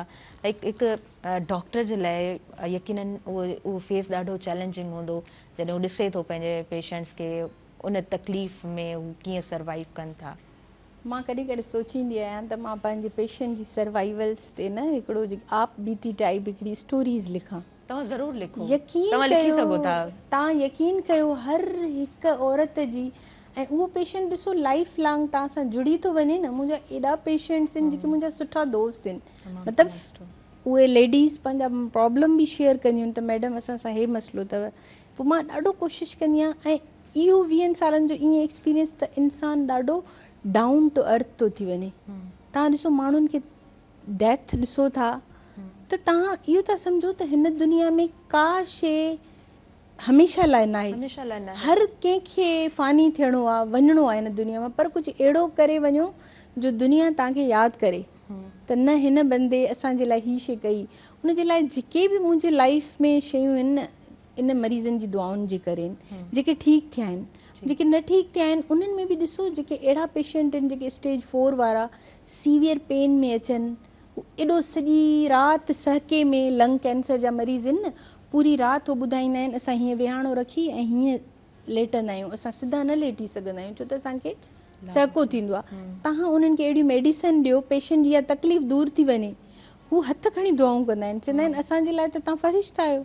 तव्हां ॿुधायो इहे तजुर्बा, इहे शयूं त पोइ माना तव्हांजी लाइफ चेंज करे थियूं छॾनि। मां ॿुधायां थी न, तव्हांखे हिकिड़ो वर्ड चयो न त डाउन टू अर्थ था थी वञो। तव्हांखे दुनिया जूं इहे सभु जेके मज़ा आहिनि, दुनिया जूं लग्जरियस इहे शयूं आहिनि न, इहे तव्हांखे ईअं थो लॻे त कुझु बि न आहे। तव्हां हिननि लाइ कुझु कयो, तव्हां हिननि खे रिलीफ ॾिनो न, तव्हां लाइ छा करे छॾियो यार। तमामु ख़ूबसूरत। अच्छा, उन खां अलावा हाणे थोरो तव्हांजी ज़ाती ज़िंदगी जे हवाले सां बि ॻाल्हाइणु चाहींदमि, छो त जेको टॉपिक आहे उन सां त निभाइण जी कोशिशि कई आहे। अव्हां स्टार्टिंग खां छा सोचो, छा विज़न हुयो त ज़िंदगी में छा थियणो आहे? मुंहिंजे वालदेन जी ख़्वाहिश हुई त मां डॉक्टर ठहां। उन करे जीअं हर ॿारड़ो नंढो हूंदो आहे न, उनजे माइंड में विधो वेंदो आहे त तव्हांखे डॉक्टर ठहिणो आहे। पोइ बसि पढ़णो लाइफ में, मतिलबु हिकिड़ो पढ़ण जे कम खां अलावा मूंखे ख़बर न हूंदी त ख़ानदान में, ख़ासि तौरु जॾहिं मुंहिंजी मेडिकल में सिलेक्शन थी त मूंखे इहो बि न हूंदो हुयो त ख़ानदान में कंहिंजी शादी आहे, केरु काॾे वियो, बसि रूम पढ़ाई कॉलेज कट आउट बिल्कुलु।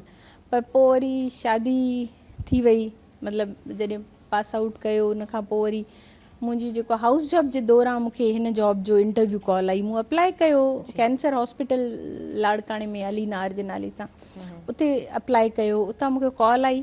पोइ मुंहिंजो मेंटर, मुंहिंजो टीचर सर्जन आहे डॉक्टर शेर मोहम्मद, उन जे अंडर मां हाउस जॉब पई कयां। उन मूंखे ॾाढा दड़का ॾिना त तूं कैंसर जी फील्ड में थी वञे, तूं कंहिं मरीज़ जी मिठाई बि नथी खाई सघे। ज़ाहिर कैंसर मीन डेथ, कीअं तूं माना न वञ, तूं हिते ई सर्जन ठह, तूं ॾाढी सुठी सर्जन, तुंहिंजो हथु ॾाढो सुठो आहे, हाउस जॉब में तूं एॾा सुठा केस थी करे। मां चयोमांसि सर कंहिंजी मिठाई नथी खाई सघां, दुआ त वठी सघां थी न। मां हुन बसि उहे लफ़्ज़ चया ऐं यकीन कयो। पोइ बसि फील्ड मां सोचियो न हो कॾहिं ऑन्कोलॉजिस्ट थियण लाइ। जॉब मिली वई, ड्यूरिंग जॉब पोस्ट ग्रेजुएशन कई, लाहौर वयमि, उते पोस्ट ग्रेजुएशन कई। उहो उन खां पोइ वरी शादी थी वई। मुंहिंजो हस्बैंड बि माशाअल्लाह हिते पम्स हॉस्पिटल जेका आहे नवाबशाह में, उते प्रोफेसर आहिनि मेडिसिन जा, ऐं माशाअल्लाह 4 ॿारड़ा आहिनि मूंखे। माशाअल्लाह, ज़बरदस्त, तमामु सुठो। अच्छा, भला उहे ज़िंदगी जूं उहे महिनतूं यादि ईंदियूं आहिनि, छो त हिकु डॉक्टर जीअं तव्हां चयो त फैमिली खां कट आउट थी वञणु, ख़बर न हूंदी, अञा बिज़ी थी विया आहियूं यार। हाणे त अञा बि घणो, मतिलबु जेके एडमिनिस्ट्रेटिव ज़िम्मेदारियूं या पंहिंजे पेशेंट जूं ज़िम्मेदारियूं इलाही घणियूं आहिनि। पोइ कॾहिं कॾहिं ॿार चवंदा आहिनि त मम्मा पापा ॿई जॉब कयो था, हिकिड़ो करे न ॿियो सां गॾु हुजे। पोइ मूंखे डॉक्टर साहिबु चवंदो आहे, पंहिंजो हस्बैंड त ॾिसो असां हिनखे हाणे टाइम एतिरो घटि था ॾियूं, जॾहिं वॾा थींदा असां कुराड़ा थींदा उहे बि हलिया वेंदा, हीअ बि असांखे इहो गिव एंड टेक आहे। पर छा कयूं, पेशेंट्स लाइ बि त सोचणो हूंदो आहे न, त एॾो परे परे खां अचनि था, नालो ॿुधी अचनि था त न तव्हांखे ॾेखारिणो आहे। अक्सर ईअं बि ॾिसंदा आहियूं त इहा शिकायत बि थींदी आहे ऐं अक्सर असां पंहिंजे प्रोग्राम्स में इन तरह जो डिस्कशन थींदो आहे त कंदा आहियूं। डॉक्टर्स जॾहिं गवर्नमेंट हॉस्पिटल्स में हूंदा आहिनि त उन्हनि जो बिहेवियर थोरो हार्श हूंदो आहे, थोरो चेंज हूंदो आहे, हुननि जी जेको पर्सनल सेटअप हूंदो आहे उते उहो ई पेशेंट वञे थो त उहे ॾाढा उते पोलाइट हूंदा आहिनि। इन जे पोयां भला छा था रीज़न सम्झो? इहो आहे हूंदो बिल्कुलु। ॾिसो तव्हां ॿिए कंहिंजे उन खां त दिलि खां घुमी न आयो, पर हमेशह न मां चवंदी आहियां तव्हां पंहिंजी ऑडिट कयो, पंहिंजे अंदरि जी तव्हां कीअं आहियो, तव्हां ईअं न कयो। अक्सर मां त छो त ॾिसो दुनिया गोल आहे न, तव्हां जंहिंसां जहिड़ो रवैयो रखंदव उहो तव्हां सां थींदो, उहो ई शयूं थींदियूं। तव्हांखे बि अलाए असांजी औलाद ॾिनी आहे, ॿियूं शयूं आहिनि, तव्हां कंहिंसां हार्श बिहेव कयो था न, तव्हां सां बि थींदो। मूंखे लॻंदो आहे त जीअं चवंदा आहिनि जहिड़ी करणी तहिड़ी भरणी, तंहिं करे मां तव्हांखे ॿुधायो न असांजी फील्ड ऐं असांजो जेको हॉस्पिटल सिस्टम आहे न, एटॉमिक एनर्जी कमीशन, असांजे हॉस्पिटल में बॉक्सिस लॻल आहिनि, शिकायत बॉक्सिस। असां उहे शिकायत बॉक्सिस तव्हां ॿुधायो 21 सेंटर में सेम सिस्टम आहे। तव्हां अचानक सां बि कंहिंखे कोई हिकिड़ो थींदो आहे न, माण्हू पंहिंजो लिबास चेंज करे अचे हिकिड़ी शइ खे सर्वे करे त मूंखे टाइम मिले थो या न, इलाही माण्हू असांजे ईअं थींदो आहे। अच्छा मैडम, इहो ॾाढी ज़बरदस्त इंट्रस्टिंग ॻाल्हि आहे, ज़रूरु शेयर कजो। पर पहिरीं वक़्तु थी वियो आहे शॉर्ट कमर्शियल ब्रेक जो, त मां ब्रेक वठां थी। नाज़रीन, प्रोग्राम में साथ मौजूदु आहे मीज़ान बैठक प्रीमियम चूरो चांहि जो, हिकु प्रीमियम डस्ट जो मख़सूस मेलाप जेको फौरी तौर ते घाटो रंग, सुठी खुशबू ऐं आला मयार जो ज़ाइको फ़राहम करे थो। ॾिसंदा रहिजो सुबुह मेहरान।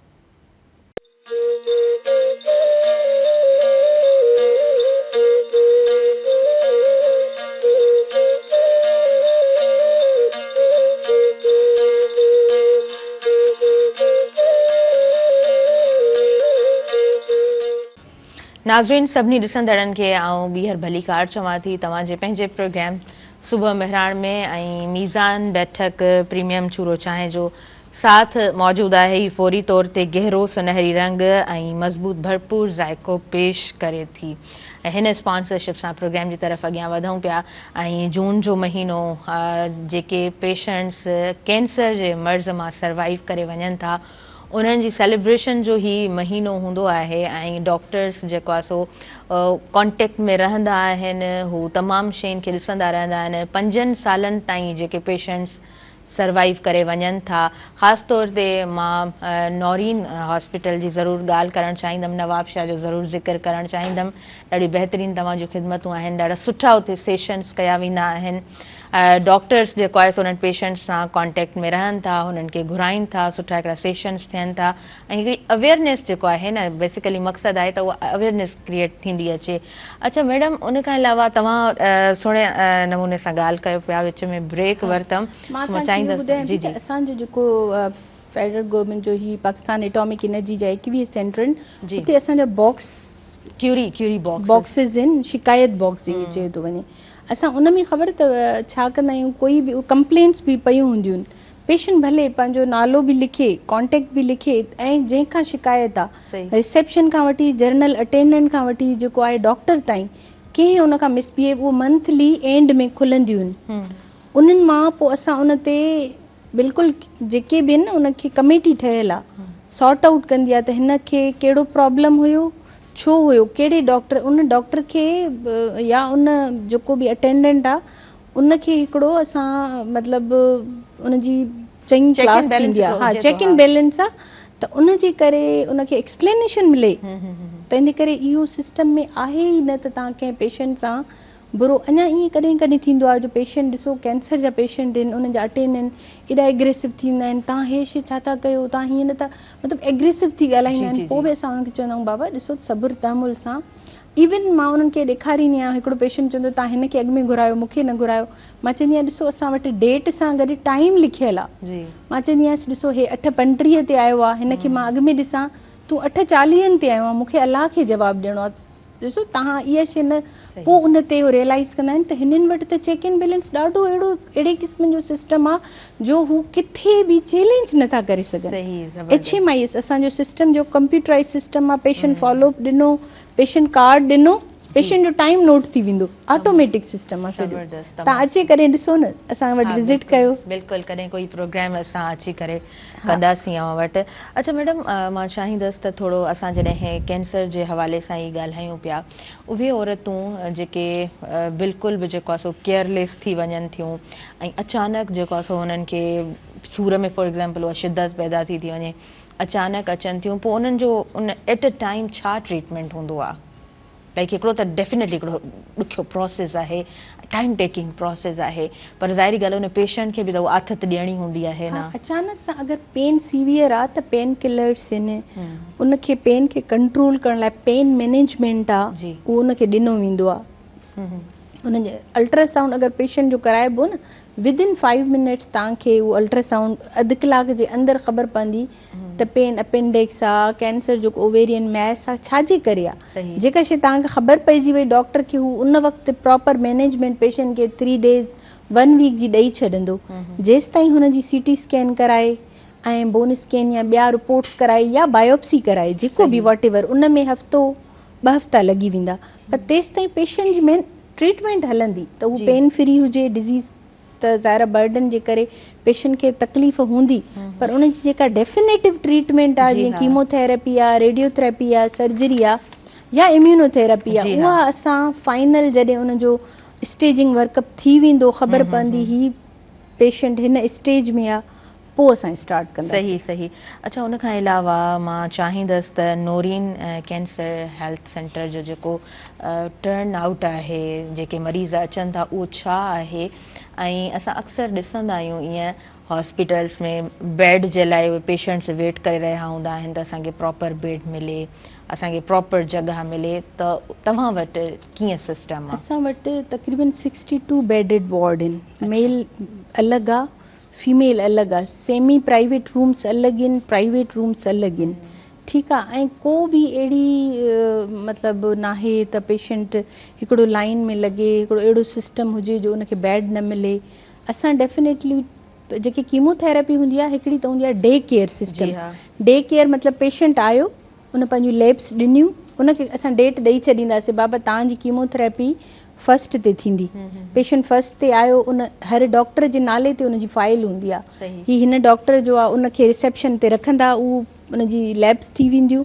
उनखां पोइ उन पेशेंट जी कीमोथेरेपी एडवाइस डे केयर में उनखे 3 कलाक लॻंदा, बसि वधीक न। हू पेशेंट पंहिंजी गाॾी कराए ईंदो आहे, वरी उन ते वापसि हलियो वेंदो आहे, वरी डॉक्टर खे ॾेखारींदो, घर जी ट्रीटमेंट वठंदो। हा, ॿियनि जी पेशेंट जी कंहिंजी 3 डेज़ कीमो आहे, कंहिंजी 2 डेज़, पोइ उनखे असां इंडोर एडमिट कंदा आहियूं। ठीकु आहे। पोइ उनजो बि प्रॉपर हिकिड़ो असांजो कंप्यूटराइज़ सिस्टम आहे। मूं कंप्यूटर ते ई मोकिले छॾी एडमिशन, असांजी स्टाफ उनखे रिसीव करे पेशेंट खे पंहिंजे रूम में। उतां सिस्टम हाणे ॾाढा लेटेस्ट थी विया आहिनि, नाहे कंहिंमें को बि प्रॉब्लम अल्हम्दुलिल्लाह नाहे। माशाल्लाह। ऐं सिस्टम हिकिड़ो त अपडेटेड आहे तव्हां वटि, मैनेजमेंट तव्हां वटि ॾाढी सुठी आहे, तमामु बहितरीनु। अच्छा मैडम, थोरो अव्हांजी ज़ाती ज़िंदगी जे हवाले सां बि ॻाल्हि ॿोल हले पई, छो त यको हिकिड़े टॉपिक ते ई पाण कंटिन्यूअसली ॻाल्हायूं पिया, त प्रोग्राम खे मां चाहियां पई त थोरो जेको आहे इंट्रस्टिंग बि बणायूं। अव्हां लाइक काफ़ी सारियूं फील्ड्स आहिनि न, तव्हां ठीकु आहे, सब्जेक्ट्स घणा सारा आहिनि, हिन सब्जेक्ट खे चूज़ करण जो माना हिकिड़ो ख़ासि मक़सदु जे करे तव्हां ॿुधायो त उहो छा हुयो? न, बसि मूंखे मां तव्हांखे ॿुधायो न इनिशियली त मां अप्लाई कयो, लाड़काणे जी कैंसर हॉस्पिटल में सीट्स आयूं हुयूं, कुझु वीकेंड डॉक्टर्स जूं, उन मां हाउस जॉब कयां बि अप्लाई कयो, मुंहिंजो थी वियो। फीमेल हिन फील्ड में घणियूं ॾिसो था न, फीमेल कैंसर ज़्यादा आयो त मेल जे निस्बत फीमेल्स खे, त पोइ मुंहिंजी थी वई सिलेक्शन। पोइ सिलेक्शन थी वई त उन वक़्तु 20 साल अॻु में इहो हूंदो त जॉब मिले, गवर्नमेंट जॉब मिले। स्टिल आहे काफ़ी, ॾिसो हाणे बि चवनि था न, उन वक़्तु तव्हांखे जॉब मिली वई, हिकिड़ो तव्हांजे पंहिंजे उन ते मेरिट ते क्रेडिबिलिटी ते तव्हांखे मिली वई, त तव्हांखे ॿियो छा खपे। पोइ हिन ई फील्ड में मूंखे डेपुटेशन ते पंहिंजे इदारे ई मोकिलियो। असांजे इदारे में इहे माशाल्लाह ॾाढियूं सहूलियतूं, पंहिंजे इदारे ई मोकिलियो, मूंखे पे बि मिलंदी, मुंहिंजी सैलरी बि हूंदी हुई, मां पंहिंजी ट्रेनिंग बि कंप्लीट कई। उतां खां पोइ मां वापसि आयमि, पोइ मुंहिंजी ट्रांसफ़र नोरीन में 2012 में नोरीन जी इनॉग्यूरेशन थी आहे कैंसर हॉस्पिटल जी, उते का फीमेल न हुई। सही। पोइ मूंखे हिननि चयो त तव्हां अगरि हिते अचणु चाहियो त हिते फीमेल जी नीड आहे। मूंखे वरी उन वक़्तु ताईं 5 सालनि जो एक्सपीरियंस बि थी वियो हो। सही। 5-6 साल पोइ मां मुंहिंजे हस्बैंड खे बि यूनिवर्सिटी में जॉब मिली, पोइ असां ॿिन्हिनि मूव कयोसीं। तमामु तमामु सुठो। माना तव्हां जेको आहे सो बसि इहो अलाह जी तरफ़ खां हिन फील्ड में मूंखे जॉब मिली त मां इन ई फील्ड खे चूज़ कयो। ज़बरदस्त, तमामु सुठो। अच्छा, उन खां अलावा लाइक कुझु शौक़ु पर्सनल, कुझु आदतूं अहिड़ियूं, हिकिड़ो त तव्हां ज़िक्र कयो त हमेशह पढ़ाईअ सां जुड़ियल रही आहियां, पर इंसानु आहे कॾहिं 2-4 एक्टिविटीज़ ॿियूं बि चाहींदो आहे त हुजणु घुरिजनि, त पोइ कीअं पंहिंजो पाण खे भला कीअं वक़्तु ॾींदा आहियो, छा आदतूं आहिनि? तव्हां इहो बिलीव रखंदव त टाइम न मिलंदो आहे। इवन कोई प्रोग्राम कोई कॾहिं ज़िक्र कंदो आहे ड्रामो ॾाढो सुठो आहे त मां चवंदी आहियां अच्छा, इवन एतिरे हद ताईं जो स्क्रीन खां इलाही परे रहो था। स्क्रीन खां इलाही परे रहां थी। कोई हिकिड़ो मतिलबु क्लास फेलो उन रखी कंहिंसां पिक्चर, त मां हुन ते जीअं स्टेटस ते कमेंट कबो आहे त मां चयो ॾाढी की तव्हां हुनजी शादी न थियल हुई, त चई आपकी भाभी है, त मां उन खां मूंखे चई अदी तव्हां एॾा सादा आहियो, ही फलाणी एक्ट्रेस आहे, मां हुन सां कंहिं मॉल में मिली पिक्चर शेयर कई आहे, तव्हां हुनखे नथा सुञाणो, त एतिरो मीडिया खां परे टाइम न मिलंदो आहे। उहो पंहिंजो जेको एक्स्ट्रा टाइम हूंदो आहे घर खे, ॿारनि खे वीकेंड हूंदो आहे त ॿारनि जा वार्डरोब सही करण में, घर वारे जा कपिड़ा, जीअं घर हाउस वाइफ जस्ट लाइक। हा, एतिरो आहे त पंहिंजो कुझु फ्रेंड सर्किल आहे, मंथ में हिकिड़ी पार्टी थींदी आहे जंहिंमें असां हिकु डिश पंहिंजी फ्रेंड्स ठाहे वेंदा आहियूं, छो त ज़ाहिर असांखे बि मेंटली रिलैक्स। पोइ हस्बैंड चवंदो आहे तव्हां भले वञो, मां पोइ मंथ में असां हिकिड़ी पार्टी रखंदा आहियूं फ्रेंड्स नवाबशाह जी, हा उते ई सर्किल में। पोइ कंहिं हिकिड़ी जे घर हूंदी आहे, सभिनी खे ॿुधाईंदा आहियूं तव्हांखे हिकु डिश ठाहे अचणी आहे। पोइ सभु फ्रेंड्स उन में पोइ असां कोई सॉन्ग बि हलायोसीं, पंहिंजी बचड़नि जी एक्टिविटी बि शेयर कईसीं, कुझु बि मतिलबु पाण में ॾाढा रिलैक्स थी वेंदा आहियूं। तमामु सुठो। पोइ वरी वापसि अची वेंदा आहियूं। सही। अच्छा, सॼी ॻाल्हि मुंहिंजे ख़्याल सां त सॼी ॻाल्हि सेटिस्फेक्शन जी हूंदी आहे न। इंसान जेकॾहिं सेटिस्फाई रहे थो त ज़ाहिरी ॻाल्हि आहे पोइ पंहिंजे तमामु शयुनि में बाक़ी टाइम थोरो निंड, इबादत। माशाअल्लाह, तमामु तमामु सुठो। अच्छा, नवाबशाह शहर खे भला कीअं ॾिठो आहे? नवाबशाह शहर अव्हां जे लाइ कीअं आहे?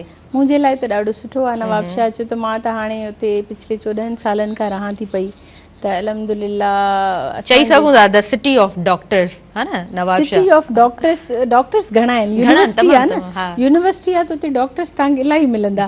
पोइ अक्सर चवंदा आहिनि उते माण्हू न नवाबशाह में मेडिकल MBBS करना ईज़ी है क्या, कि यहाँ सिर्फ़ डॉक्टर है जी। ईअं न आहे, ॿियूं फील्ड्स बि आहिनि, पर सुठो शहर आहे माशाअल्लाह। तमामु तमामु सुठो।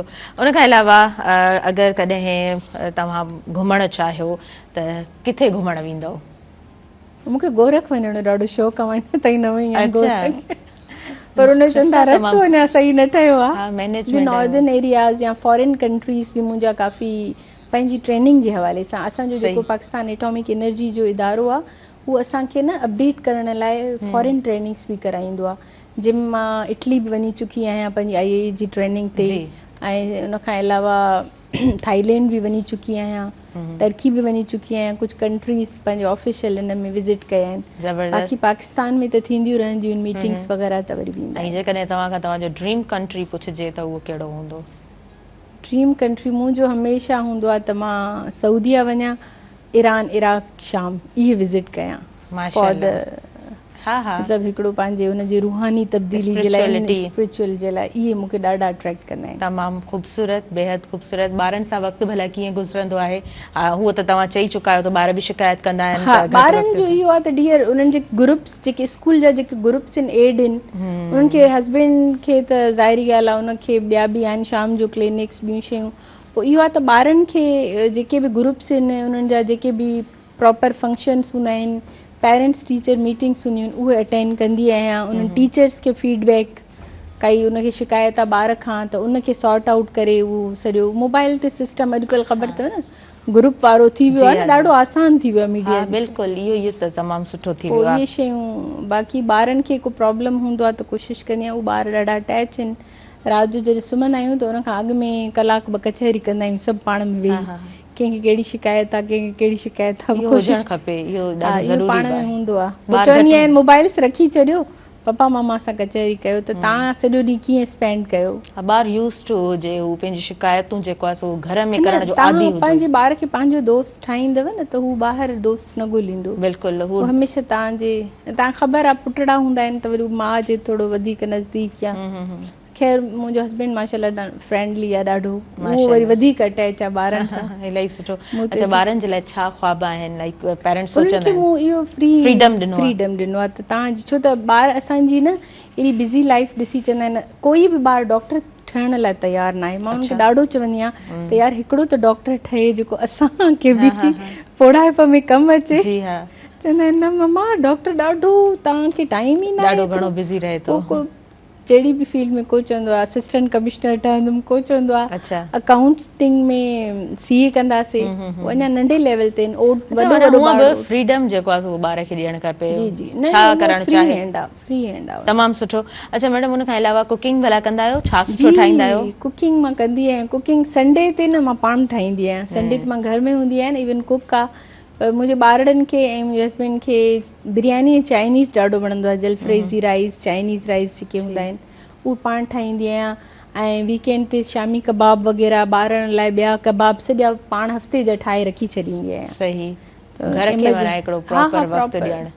घर जी एक्टिविटी मूंखे ॾाढो मतिलबु पसंदि आहे त तव्हां पंहिंजो टाइम पंहिंजे बच्चनि सां स्पेंड कयो एक्स्ट्रा जेको बि फ्री आहे। जी हा। छो त असां डेली उन्हनि खे एॾो टाइम नथा ॾेई सघूं न।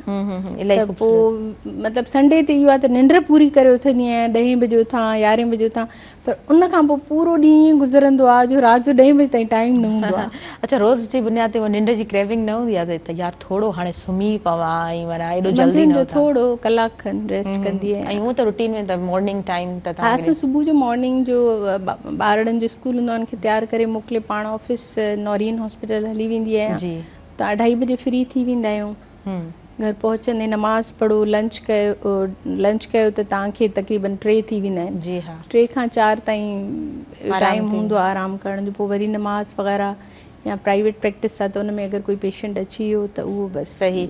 अच्छा, भला जेकॾहिं डॉक्टर न थियो हा त छा हुजो हा? Fashion designer. ओह वाओ, ॾाढो शौक़ु हूंदो हुयो। तव्हांजी ड्रेसिंग में बि लॻे पियो।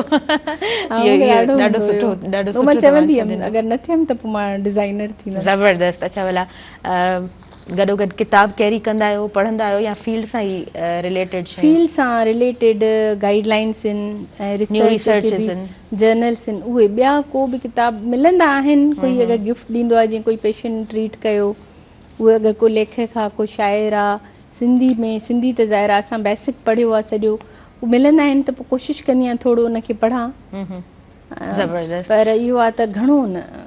अच्छा, अॻियां छा करण जो इरादो आहे? छो त मां काफ़ी सारा अहिड़ा डॉक्टर्स ॾिठा आहिनि जेके आख़िर ताईं माना ऑफिशियल रिटायरमेंट खां पोइ बि पंहिंजी मुंहिंजो इरादो PhD लाइ हुयो, पर ॿार नंढा हुया न, उन्हनि खे टाइम उनजी स्टडी जे लाइ अञा तव्हांखे घणो टाइम थो खपे। तव्हां बिल्कुलु घर खां कट ऑफ थी वञो न सॼो। पोइ मुंहिंजे हस्बैंड चयो हाणे असां काफ़ी पाण बि FCPS आहिनि, मां बि, त चई हाणे ॿारनि खे पढ़ायूं त सुठो आहे। असां पंहिंजी मैक्ज़िमम अचीव करे चुका आहियूं शयूं, तंहिंजे करे पोइ बसि मां फ़िलहालु त रिसर्च आर्टिकल्स जेके बि इहे जीअं रिसर्च वर्क हले थो पियो, तव्हांखे ॿुधायो त ब्रेकी थेरेपी ते कमु कयां थी पई ऐं ॿियनि शयुनि ते, त पोइ उनजो साल में हिकिड़ो आर्टिकल निकिरंदो आहे, कढंदा आहियूं। उहे पंहिंजी पब्लिकेशन या जेके डिफरेंट असांजूं कॉन्फ्रेंसिस थी वेंदियूं आहिनि उन में पंहिंजा प्रेज़ेंट कंदा आहियूं। पंहिंजी जेके बि स्टडीज़ आहिनि नवाब शाह जूं, त नवाब शाह में कहिड़ियूं तब्दीलियूं, कहिड़ा कैंसर ट्रीट कीअं कयासीं, उन ते फोकस हूंदो आहे एक्स्ट्रा टाइम में। पंहिंजी फील्ड खां एतिरो परे नथा वञूं, घटि ई आहे चांस। सही। अच्छा, घर में घणो अटैच कंहिंसां रहिया आहियो? मुंहिंजी अम्मी। अम्मा सां लाइक हूंदो आहे अम्मा सां कुझु अहिड़ा पल जेके हमेशह ई तव्हांखे जेको आहे ख़ूबसूरत लॻंदा हुजनि, ज़िक्र करणु चाहींदव?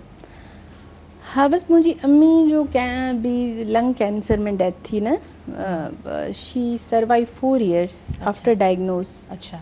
उहो उनखे लास्ट 6 months त मां पाण सां ई अटैच रखियो ऐं घणो उहो उनखे बि थोरो अंदाज़ो थी वियो त मूंखे प्रॉब्लम कहिड़ो आहे। पोइ उनजो आख़िरी वसियतूं, बाबा हिन सां ई कजा, हिन सां उनजा हग्स, उन चयल शयूं ॾाढियूं यादि ईंदियूं आहिनि। ऐं काफ़ी जेके उहे दुआउनि में शयूं मूंखे चई वई न, शयूं थोड़ी पर्सनल आहिनि जी, उहे सभु थी वियूं इवन अञा ताईं बि लॻंदो आहे कॾहिं मां कंहिं मोड़ ते परेशान हूंदी आहियां या कुझु अहिड़ो हूंदो आहे त पोइ मूंखे ईअं लॻंदो आहे त अम्मा मूंसां गॾु आहे। ख़ूबसूरत 2022 में उनजी डेथ थी। अल्लाह साईं उन्हनि खे जन्नत में जॻहियूं ॾे, आला मक़ाम अता फरमाए। ऐं यकीनन इंसान जेको आहे सो हलियो थो वञे दुनिया मां, पर जेको कुझु करे थो वञे उहो जेको आहे सो हमेशह रहे थो। लाइक उन्हनि जी महिनत अवां जी सूरत में उहा शइ असां वटि बिल्कुलु उन्हनि जी महिनत आहे, उन्हनि ॾाढो महिनत कई आहे। तव्हां ॻाल्हाइण में सेंसिटिव थी विया आहियो, मां सम्झी सघां थी, छो त माउ जहिड़ो केरु न हूंदो आहे, माउ खां वधीक केरु। असां जॾहिं माउ ठहिया हूं त असांखे ख़बर पई आहे, पहिरियों न लॻंदो त असां चवंदासीं असां हेॾे था वञूं, अम्मी जी हर वक़्तु कॉल आहे, किथे पहुताओ किथे पहुताओ, माना हर 5 मिंटनि में ईअं थोरी थींदो आहे। पर हाणे जॾहिं असांजा ॿार ॿाहिरि वञनि था न, असांखे निंड ई नथी अचे, पोइ सोचूं था त न यार हे त फैक्टर ई अहिड़ो आहे माउ जो। सही सही। अच्छा मैडम, प्रोग्राम में अची करे कीअं लॻो? ऐं ॾाढो सुठो लॻो मूंखे, तमामु घणो ईअं लॻो जस्ट लाइक न फैमिली, तव्हां सभु एॾो मोहबत कंदड़ ऐं एॾो सुठे तरीक़े सां। वॾी ॻाल्हि आहे, ॾिसो हीउ मुंहिंजो महिराण ते 3 प्रोग्राम आहे ऐं मां जॾहिं बि जी अॻु में बि कैंसर अवेयरनेस ब्रेस्ट कैंसर जे हवाले सां 2 प्रोग्राम असां करे चुका आहियूं। मां जो डायरेक्टर साहिबु डॉक्टर सादिक हुसैन हाड़ियो बि गॾु हुयो मूंसां गॾु। पोइ उन में प्रोग्राम्स में मूंखे एतिरो मज़ो, पर हिन में बि तमामु घणो मज़ो आयो ऐं मां शुक्रगुज़ार आहियां त जॾहिं बि असां तव्हांखे चवंदा आहियूं तव्हां असांखे मोस्ट वेलकम उन महिल ई कंदा आहियो, ईअं न त टाइम ॾियो या तव्हां ॾाढो सुठे तरीक़े सां ही जेको प्रोग्राम जे थ्रू माण्हुनि ताईं पहुचायो था न, ही मैसेजिस, ही बि तव्हांजे लाइ बि सदक़ाए जारी आहे। जी बिल्कुलु, अल्लाह ताला तव्हांखे ज़रूरु अजर ॾींदो। आमीन आमीन। असांजी नंढड़ी कोशिशि आहे, असीं चाहींदा आहियूं त असां हिकिड़ो स्पेस जेको आहे सो ओपन रखूं ऐं जेको अचणु चाहे असां दिलि जी गहराई सां उन्हनि खे भलीकार चवंदा आहियूं, वेलकम चवंदा आहियूं। ऐं हिन तरह जा प्रोग्राम्स यकीनन मुंहिंजे पंहिंजे दिलि जे तमामु घणा क़रीब रहनि था। ऐं लकीली तव्हांजा ॿई उहे 3 प्रोग्राम बि मूं ई कंडक्ट कयो आहे, पोयां वारा 2 प्रोग्राम्स बि मां ई कंडक्ट कया। तॾहिं मूं तव्हांखे ॾिसी करे चयो त अॼु छा तव्हांजी पूरी टीम आई आहे, पर ख़ैर तव्हां सां प्रोग्राम ॾाढो सुठो रहियो। मैडम, आख़िर में मैसेज व्यूवर्स ताईं छा पहुचाईंदव, छा चवंदव? जंहिं टॉपिक जंहिं शइ ते ॻाल्हाइण जे लाइ मां आई आहियां इहो ई आहे, सर्वाइवल ऑफ कैंसर पेशेंट्स। उहे पेशेंट जेके ठीकु थी विया आहिनि, इंशाल्लाह ॿिए दफ़े मुंहिंजी इहा कोशिशि रहंदी त मां कुझु अहिड़ा पेशेंट तयारु बि कयां जी जी जेके मां हिन महिराण टीवी या मीडिया जे थ्रू तव्हां सां उन्हनि जो इंटरव्यूज़ कंडक्ट करायां ऐं उन्हनि जो मैसेज तव्हां ते, छो त जॾहिं हिकिड़ो माण्हू जॾहिं लाइव पेशेंट ॾिसंदो आहे न त हीउ पेशेंट ठीकु थी वियो आहे ऐं उहो पेशेंट पाण ते आप बीती, जीअं तव्हांखे मां ॿुधाईंदो आहे त मूं ते हे वक़्तु गुज़रियो पर उन खां मां निकिरी आयमि, त पोइ उहो पैगाम माण्हुनि जे लाइ अञा पावरफुल हूंदो। बिल्कुलु। त पोइ फ़िलहालु मुंहिंजो इहो ई आहे त तव्हांखे का बि तब्दीली महसूसु थिए, तव्हां मोस्ट वेलकम, तव्हां असां वटि हलिया अचो। सही। असांजा दरवाज़ा हमेशह दिल्लीनि जा, असांजे हॉस्पिटल्स जा तव्हांजे लाइ खुलियल आहिनि। को बि शिकायत हुजे, को बि प्रॉब्लम आहे, मां जीअं ॿुधाए वियमि त असां वटि उन्हनि जो फीडबैक फौरन आहे, तव्हां करे सघो था। असांजी एटॉमिक एनर्जी जूं 21 हॉस्पिटल हर शहर में आहिनि जी, किथे बि तव्हां किथे बि, जंहिंमें कराची आहे, कराची में 2 आहिनि, हिकिड़ी किरण हॉस्पिटल आहे, हिकिड़ी जिनाह जे अंदरि आहे, हिकिड़ी जामशोरे, इहे त सिंध जूं आहिनि, हिकिड़ी जामशोरे में आहे, हिकिड़ी लाड़काणे में आहे ऐं हिकिड़ी नवाबशाह में आहे। बाक़ी ॿिया आज़ाद कश्मीर में ठहियो आहे, हाणे गिलगित में आहे, इस्लामाबाद में आहिनि, काफ़ी हर कोयटा में आहे। ज़बरदस्त मैडम, ॾाढो सुठो तव्हांजो मैसेज असांजे नाज़रीन ताईं पहुतो ऐं तमामु ॻाल्हियूं जेको बि डिस्कशन रहियो, यकीनन ॾाढो कैंसर जे पेशेंट्स लाइ इहे हॉस्पिटल्स ब्लेसिंग आहिनि। बिल्कुलु। न त तव्हां अक्सर पेशेंट मूंखे चवंदा आहिनि त असांखे बसि लेटर ॾियो, असां शौकत ख़ानम था वञूं, तव्हां यकीन कयो वञी वीचारा रुली मोटी ईंदा आहिनि, छो त शौकत ख़ानम सिर्फ़ु अर्ली स्टेज कैंसर ट्रीट करे थो। सही। स्टेज 1 या 2, 3, 4 न खणंदो आहे। सही। उन्हनि खे लेटर ॾेई छॾींदा आहिनि, हलिया वञो, तव्हांजे पंहिंजे शहर में एॾी सुठी हॉस्पिटल आहे, वीचारो किराया ख़र्च करे तंहिंजे करे जी इहा ब्लेसिंग आहिनि इहे हॉस्पिटल। सही सही। थोरो बि जेकॾहिं तव्हांखे प्रॉब्लम थिए थो त तव्हांजे डोर स्टेप ते ही हॉस्पिटल्स मौजूदु आहिनि, तव्हां ज़रूरु वञो, विज़िट कयो ऐं पंहिंजे प्यारनि जो तमामु घणो ख़्यालु रखो। Thank you so much madam, तव्हां आयो, तव्हां असांखे टाइम ॾिनो, तव्हांजी मौजूदगीअ में हिकिड़ो सुठो प्रोग्राम नाज़रीन ताईं पहुचाए सघियासीं। नाज़रीन, हिन पूरे प्रोग्राम सां साथ मौजूदु रहियो मीज़ान बैठक प्रीमियम चूरो चांहि जो।